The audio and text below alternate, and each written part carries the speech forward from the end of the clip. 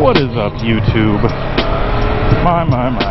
It has been a hot second since I've had a chance to get out and make myself a moto vlog, but it is finally nice out here in the godforsaken, unforgiving cold of Minnesota. Summer's finally arrived! And I'm able to get out and do some riding and some moto vlogging, which I've been kind of slacking on and being a little bit lazy. Yeah, that's fine, tends to happen. In my work schedule and all that, I haven't really had a lot of time to get out and just talk into a camera like a weirdo. So, here I am, finally free. Figured now is a fantastic time to do a 2-year riding review of the Yamaha Mt10 2019 motorcycle. Boy, kind of stressing and lacking. Oh, that's a nice bike. Kind of lacking on words of what to say exactly or what to talk about. Where do I begin? It's definitely been a fun bike. I suppose I ought to start with talking about all the things I've replaced so far in my nearly 2.5 years of owning this bike. Nearly 2.5? Yeah, 2.5 years. It's been a while.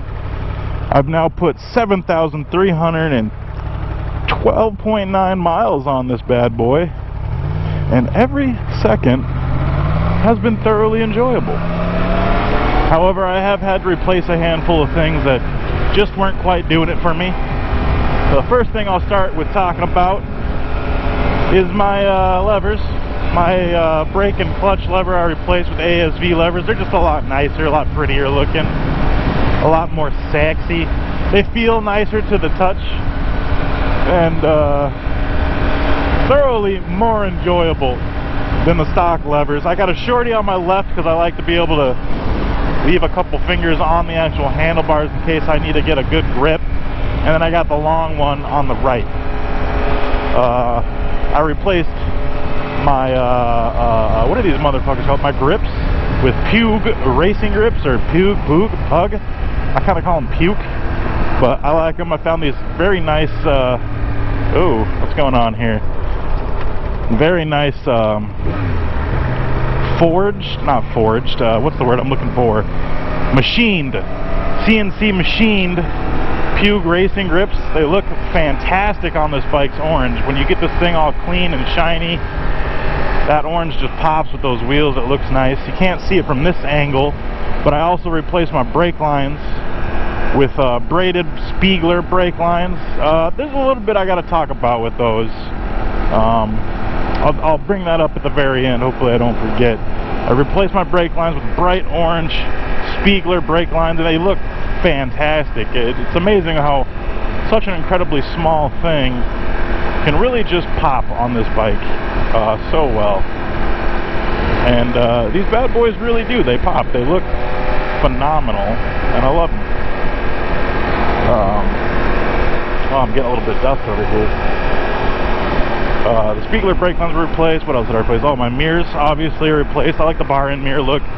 The stock mirrors are just kind of a little dorky for me, and with my arms, if you're a wider person, you have a kind of a wider haunch seating position, those mirrors are going to kind of line up with your elbows a lot more than they line up with the traffic behind you. So I had to replace those, and despite the fact that these mirrors are, you know, per square inch smaller in coverage, I see a hell of a lot more. I highly recommend, if you have this bike, just get some bar end mirrors. The only thing that kind of sucked about those bar end mirrors was I had to move my handlebars and everything in just a tiny bit more than I was willing to, and because of that, the starter switch on the right side, right here, it's got a little crack in the back where it doesn't quite clamp down over the bar because of the angle and size of the bar. Kind of an upsetting little disappointment, but you know, it's not the worst. I'm planning on just covering that up so rain don't get in there. The last thing I want is for rain to get into the mechanism and short out my electronics, especially my starter switch. That could be dangerous. I don't need that. I don't want my starter switch acting up and, you know, randomly trying to start the bike or something. Let me put my mask down here. What else have I upgraded? I've gotten a RAM mount. I don't know if that really counts for anyone, but this thing, fantastic. My phone sits still. The only thing I don't like about the RAM mount is it's this top one right here sits right between my power button and my volume button. So you kind of have to put it in there just right. But the RAM mount, man, that thing is sweet. I love it.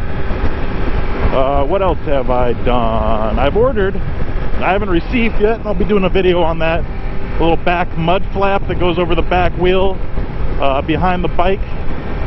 I've ordered a carbon fiber with an orange colored weave inlay for that. I'll be replacing that. I ordered that part specifically as my next piece of carbon fiber because I just want to see what the orange inlay looks like. I have a theory it might look ugly as sin. Orange, it's not my favorite look for carbon fiber from what I've seen.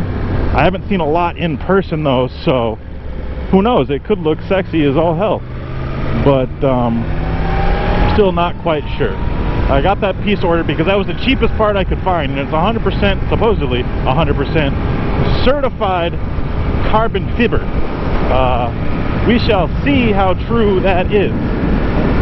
Hopefully it's the legit stuff and I'm not just wasting $100 on a carbon fiber part. So if you're interested in carbon fiber for the MT10, hold on, keep watching my videos.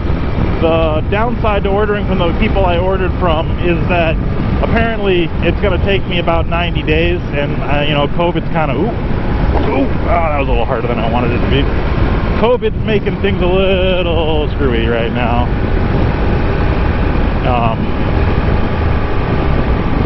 Unfortunately, there's not a whole lot that I can do about that. I'm just going to have to sit on my ass and wait. Just like I've been waiting for the final major thing I wanted to talk about that I'm upgrading, my exhaust. My Austin Racing exhaust. I ordered that end of February, I believe. End of February is when I ordered that.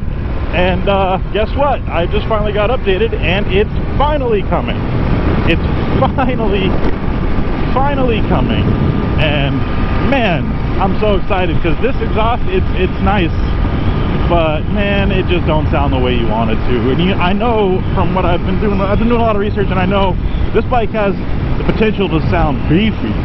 It has the potential to sound bold, but the stock exhaust is unfortunately kind of robbing it of all that, and that's thanks to a lot of the regulations and rules and all the bullshit we gotta follow nowadays, man. They're kind of screwing that over. Stock exhausts are awful. And with that with that aftermarket Austin Racing GP1R exhaust, I'm also getting an ECU flash from what's their name? Two Wheel Dyno Works out in Washington. I'll be sending my ECU in to get flashed. There'll be a little, maybe a week, 2 week long period where I can't ride, but I'll be doing videos talking about the bike and updating it and doing the exhaust and throwing that on there. Hopefully that little carbon fiber piece in the back will come. Oop, here's my turn. Shit. Dangers of motovlogging and talking. I suppose now is a good time to bring up the brakes on the MT10. Not bad. They're not bad brakes, but they could be a hell of a lot better, man. These brakes are a little slow for a 1000cc bike, especially in this day and age. I feel like that's going to be the next major update after the exhaust. The next big expensive one is going to be the brakes. I'm going to replace the rotors, not the rotors, sorry, the discs.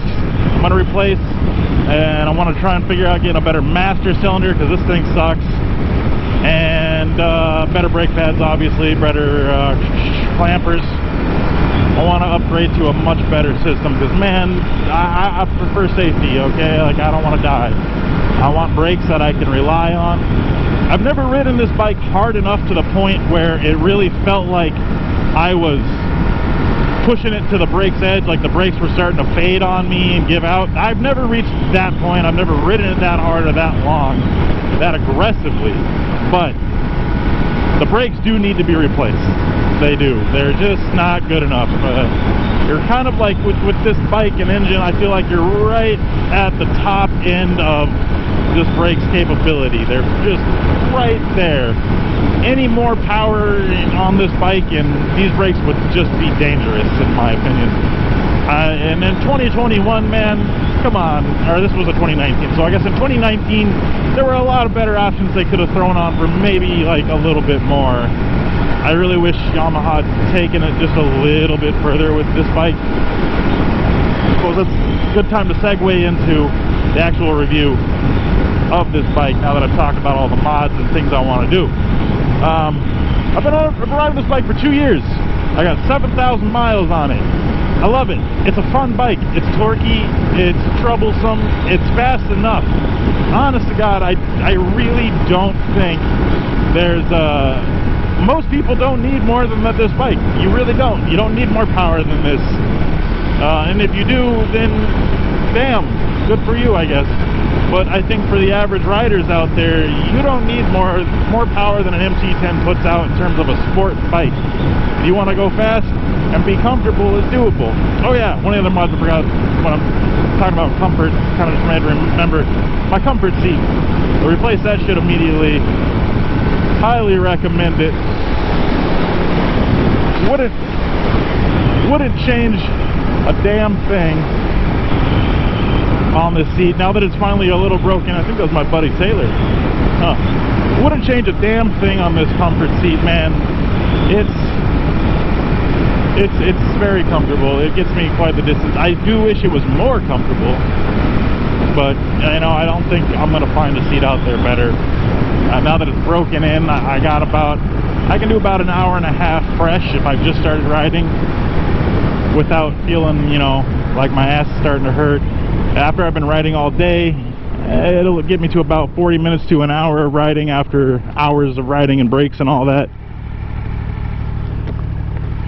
And we're good. Good seat. Okay, back to the bike review. Yeah, this bike's got plenty of power, man. I don't see normal people needing more than this, unless you're really trying to be Rossi out there on the streets, carving up those corners. You don't need a whole lot more than this bike. Only thing I'd recommend, replace those brake lines, get a comfort seat. Everything else is optional. And I'm taking the options to the max. A lot of the things I'm doing you don't need to do. Maybe get some nicer mirrors. Yeah, replace those brakes, comfort seat, yada yada yada, basic stuff. Everything else I think you'd be very happy with on this bike. One of the big complaints I've had about the Mt10, it is a 2.5 gallon gas tank. I could be wrong. Definitely look it up. This bike goes through fuel pretty average, but the gas tank is tiny. It is so tiny, and I am constantly one of the first, if not the first person to fuel up with gas every fucking time. It's pretty infuriating. And you know, like, look at how I'm sitting here on this bike. I feel like Yamaha could have squeezed either a taller or slightly wider tank in, and it wouldn't have affected this bike very much. It would have been just fine. I really wish Yamaha had squeezed a bigger tank onto this thing, because it is a sport bike, I'll give it that. But, howdy. And it's just, I know it's a sport bike, but they kind of give it this illusion of being a sport touring bike.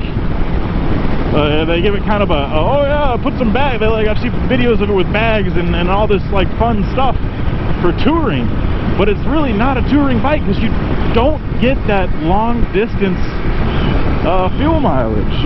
The fuel mileage itself is good, but the tank alone is tiny. And because of that, you're constantly running out of fuel. That said, a full tank will get me, like, you know, 2 hours of hard riding. But if you're trying to, you know, pace yourself out and go long distance and all that, this isn't really the bike for that. Unless you're going to be riding in places where you know there's going to be fuel. This is not a bike I'd recommend taking out in the back roads without knowing where the fuel stops are. You might end up pushing this heavy ass bike quite a ways, and this bike is heavy. speaking of how heavy this bike is, despite being heavy, I can still flick it. It's a flickable bike. I love it. It flicks like the best of them at a high speed and at low speed. The ergonomics of riding this bike are great. I'm a 6'2", 240-pound man. This bike feels great. It is a bit much at long distance. I'm a little cramped for long distance rides. Your knees and ankles and the bottoms of your feet on those grips start to feel it after a while. But no complaints for just like a good hour or two of riding. It's a fun bike. You know, like I always wanted an R1, but I've sat on those bikes and I know I wouldn't be able to ride for more than an hour. It just isn't going to happen. That bike is simply too cramped for a dude my size. I could maybe do 40 minutes and then I'd start feeling like I was dying. That's just the unfortunate truth of these sport bikes Yamaha makes in this day and age. What are we doing here? Let's go fast. There we go. I still love it, and the Mt10 is quite a comfortable bike with a little bit more space, and you kind of get that R1 feel, that Yamaha grumbly pop from it. I love this bike. It's a great bike. Overall, maintenance is, I haven't had to repair anything. We do have one recall for the, what is it, for the cruise control. There's a recall for the cruise control, and they told me not to use that, so I won't be using that. I haven't used it yet, because cruise control kind of freaks me out on bikes. I think it's something for a car with 4 wheels, not a bike. But that's another thing, like they give you these things like cruise control, like you're going to be riding this bike long distance, but your fuel tank is shit. So what are you supposed to do with that? I don't know. Another peeve I have on this bike after 2 years, I'm a bit anal about keeping my baby clean. I don't like seeing it covered in bugs, and if you live somewhere like Minnesota where there's bugs all over everything constantly, oh god, see right now, bugs. Man, this bike looks dirty easily. The wheels, these bright colorful wheels, are gonna drive you up the wall if you're like me and you want your baby to look clean and spotless. That's gonna be, you're gonna be spending a lot of time wiping this thing down, getting all the oil and grease and grit and road grime off of it. It's just, I mean, that's a part of owning any bike, especially in a state like Minnesota. But that bugs you, maybe take that into consideration. Another thing about keeping this bike clean, there's a lot of little tiny spaces on the front of this bike and on its face that are just constantly bugs get in there, and man, getting them out it's fucking impossible. I've kind of given up, like the little fake faux air intakes where they have the fuse thing and that, they're all fucking just all covered in bugs, and drives me crazy every time I see them because I want my bike to look good. But if that bugs you, maybe don't get this bike. You're gonna be dealing with that a lot, homeboy. You're gonna be dealing with that a lot. What's another thing I should talk about? Tires, the stock tires that came with this bike, and I don't know if that's something the dealership put on themselves or if that's just what ships from Yamaha. They lasted me right up into the beginning of this riding season, and that's 2 years on a set of tires with pretty decent riding from like end of April to like September-ish. So that's not bad. The tires were decent, they were fairly sticky. I never pushed the tires enough to really say for sure if they were worthy of being able to rip it out, because if you want, you can really get this bike out and lay it down close to its side. But I never felt comfortable enough with those stock tires, didn't know enough about them. I ended up going out and getting myself a set of Pirelli Angel GT 2s, and thus far, man, now that they're scrubbed in, I love these tires. Absolutely love these tires. Man, they're just, I can feel the difference. And that added confidence of knowing you have a set of tires that are meant to be, you know, they can handle the rain and the wet surfaces, that's always comforting on a sport bike, man. I don't like riding in the rain. I try to avoid it, but if I have to, at least I know, let me put my visor down a bit. At least I know my tires can handle the rain better than a standard tire. Oh, what is this? Oh boy. Supposedly, the Pirelli Angel GT2s are just king of the rain arena. I haven't really tested that out, and if I do, it won't be intentionally, but if I do test it out, I will let all the viewers know if these Pirelli Angel GTs really stand up to their metal and real-world application in the rain. And I'll trust the experts. I ain't no scientist. What do I know? Hopefully these tires are as good as they say they are. I'd hate to find out the hard way that they aren't. I'd be pretty damn pissed. They are a teeny bit expensive, but they're not that bad on price either. For the Pirelli name brand, man, you tend to spend a little bit more for that. The other reason I got these tires for this bike, 8,000 miles, supposedly, roughly in the 8,000 mile range. That's getting a little chilly out. That is a crazy riding range for a set of motorcycle tires that are sporty, grippy, and capable of handling themselves in the rain. I love to hear that. That's what I want to hear. 8,000 miles, hell yeah. If these really do last me that long, then I've got all the money I want it for them. Right there. What's the other thing? What else is there to talk about? So far, mechanically speaking, I haven't noticed any issues with the bike after 2 years of riding. I've ridden it pretty hard. I wouldn't say I've abused it, but I have put it through its paces pretty decently, and thus far the bike tends to handle well. The only thing I haven't played around with on this bike much is the quick shifter. I just personally makes me uncomfortable. I don't like quick shifters. I'm just scared that I'm going to shift gears without pulling that clutch in and it's going to shred my gears up. I don't like the idea of doing that. And I know you can do clutchless shifting, but that confounds my mind and confuses the shit out of me. So I'm going to avoid clutchless shifting as well. Clutchless shifting and quick shifting, I'd just rather not play around with it. So I can't really give much of a review on how well the quick shifter has held up thus far. I haven't really played with it much. I'm very confident in my ability to shift gears, and I don't really race this bike, so I don't need to be shifting gears that fast anyways. So I just haven't had an excuse to play with the quick shifter much. I do intend to, once this bike is paid off and I'm looking at another bike, start playing with that quick shifter one day. But for now, I'm good without it. It's kind of an added bonus. It's a little extra comfort. Maybe, you know, you don't, one day you're riding, you should go to shift gears and you forget to grab the damn clutch or something. Hey, at least you have the added comfort of knowing that you have a quick shifter that'll save you from shredding your gears up. That was a nice BMW. What else do we to talk about? Parts have held up pretty well.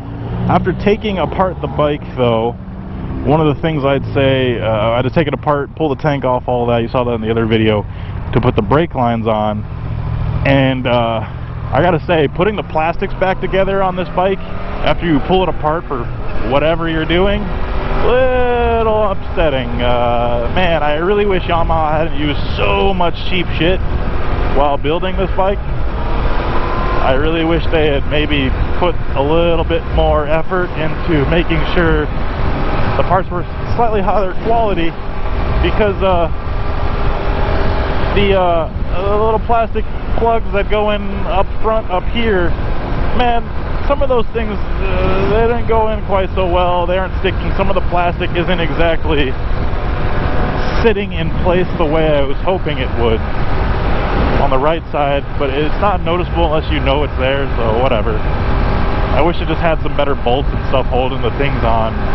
Some of the spots are, I don't know, a little janky looking if you get in there and start analyzing it hard.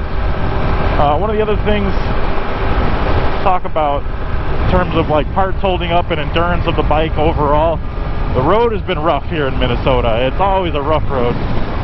And man, I got a few chips and dings here, especially on my bright orange wheels, man. That really just breaks my fucking heart seeing that shit. On the wheels specifically, just know eventually they're gonna get chips. I don't care where you're at, unless you're living somewhere like California where the roads are swept clean. Like out here in Minnesota where there's gravel everywhere, your shit is gonna get chipped. It's just one of the shitty aspects of being a bike rider out here. Luckily, I intend to replace these wheels eventually with some carbon fiber bad boys. But yeah, it has been a little upsetting watching my wheels just get fucking shredded. And there's a few other chips, not really in noticeable places on the left side of the bike from just road abuse and road grime and shit getting kicked up by cars in front of me. Can't be helped, man. But so far, after all the abuse of these shitty Minnesota roads, train tracks everywhere, potholes, this bike's held up pretty damn well. Nothing's really fallen off. I've gotten a few nicks and bumps, and it's a nice Buick in front of us. Collector car. It's a Sunday. Yeah, it's been a little upsetting, but whatever. The bike is held up. It's been definitely put through its paces in terms of abuse, and it's so far, after 2 years, held up very well, and I'm very happy with that, despite some of the parts being a little underwhelmingly cheap. But you know, Yamaha had to cut some corners to make this bike affordable. I think that's the real shining aspect of this bike, is you get a lot for very little in comparison. There are a lot of other bikes you could get for a little bit more, but I think for the average rider, you really don't need much more than this Yamaha Mt10. You really don't. And it's made me happy. I've enjoyed it. What else is there to talk about after 2 years? The oil changes have been pretty good. I haven't felt any loss of power. I've cleaned out my air filter once so far. It does have a tendency to suck bugs in there pretty good, but could be a lot worse considering. I wish maybe they had thought out the air filter situation just a tiny bit. But, you know, whatever. You know, the air intake is right located between the headlights up front, and I feel like if they had designed it slightly better, it would have been easier to clean, easier to maintain, and there would have been a lot less shit getting gunked up and stuck up in there. But it's, you know, it's whatever. You do what you can, baby. You do what you can. It's not the worst. It's maintainable, to say the least. Could be a lot worse. I like this bike so far. I haven't had any issues with my fork seals leaking, my chain going bad. Nothing strange in the oil. Power's been consistent. I haven't had parts breaking and snapping off except for that rear tailpiece. That was a little annoying, but that was more my fault, or not really Yamaha's design. Yeah. Another thing I love about this bike, turns heads, man. It looks unique. It doesn't look like much of anything else on the road. Even similar super nakeds really don't quite hold a candle to the design of this bike. It's either for you or it's not. And for me, I love it. I want a bike that doesn't look like anything else. The downside is the MT10s have been catching on lately. People are starting to realize they look pretty badass. With a proper exhaust, they sound badass, and they're affordable. And because of that, I've been seeing a lot of them around lately. I've been seeing a lot of MT10s popping up, so that kind of sucks, because now it's like, I'm not unique. But oh well, you know, it happens. It is what it is. I'd rather have a bike that stands out, and that's why I've been upgrading this thing. At least if there are going to be other MT10s, mine will be the most unique MT10. I haven't seen one quite done up as much as mine so far. Especially once I start getting these carbon parts on, man, I know this thing is just going to look badass in comparison to all the other MT10s out there. And that puts a smile on my face, because I don't want to look like everybody else. I want to be unique. Bikes are a lot like supercars. Why would you want to own... Wow, is that everybody in line for canes? Jesus Christ. Why would you want to look like everybody else? You know what I mean? I want something that stands out, and that's why I like this bike. It looks gorgeous. Everything's starting to look a lot similar, especially the higher up in the sport bike category you go. They're really starting to blend in, and, you know, whatever. I just would like to see a little bit, little uniqueness, you know? Give me a couple of special color schemes, paint jobs, come on. Do something crazy. And lately, you know, bikes are either black, white, or red, and they all got that Ducati front nose now. It's kind of weird. The Yamahas are starting to branch out a bit, but the Mt10 I think is definitely the most unique bike. The MT series is the most unique series in the Yamaha lineup, which is why I love them. It's been interesting. I've seen a lot of people with an MT9. The MT9s, man, they're everywhere. Everybody's fucking got them. They're popping up like bugs out of the woodwork all over the place. I haven't ridden one yet. I've got a homie buying one. Hopefully he'll let me do a review on it. And we can compare which one's worth the money, an MT9 or an MT10. I'm just gonna wager right now and say I think the MT10 is more worth your money. But you know, what do I know? Maybe it's not. Anyways, that's been my review. I give the MT10, hell, I'll give the MT10 I'm gonna give it a just barely at a 4 out of 5. 5 being a perfect bike, just right at that 4 level. I think I'm being a very harsh. There are a lot of things I wish they had done. I wish the main thing they'd given more power. That's the big takeaway from this bike, is I do wish they had just a teeny bit more power and better brakes.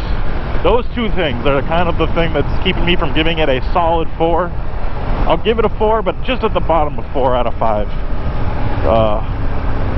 And a bigger gas tank. God, a bigger gas tank. That alone would put this bike so much higher up on the charts for me. What are we doing here? It's green light. Yeah. I still think this bike is worth every penny I spent on it because it's pretty affordable for the average Joe. And I think anybody that owns this bike will be thoroughly satisfied and happy with its performance, its capability, and its general range. It's kind of a jack-of-all-trades bike. It does a lot of different things. Not great, but it does a lot of different things well. Well enough that you really don't need much more. And I think at the end of the day, that's what really matters. And you can obviously take this bike apart, modify it, make it good at doing whatever you want it to do. It doesn't have to just be stuck that way. One of the joys of owning a motorcycle is making it your own. Setting it up to do the things you want to do.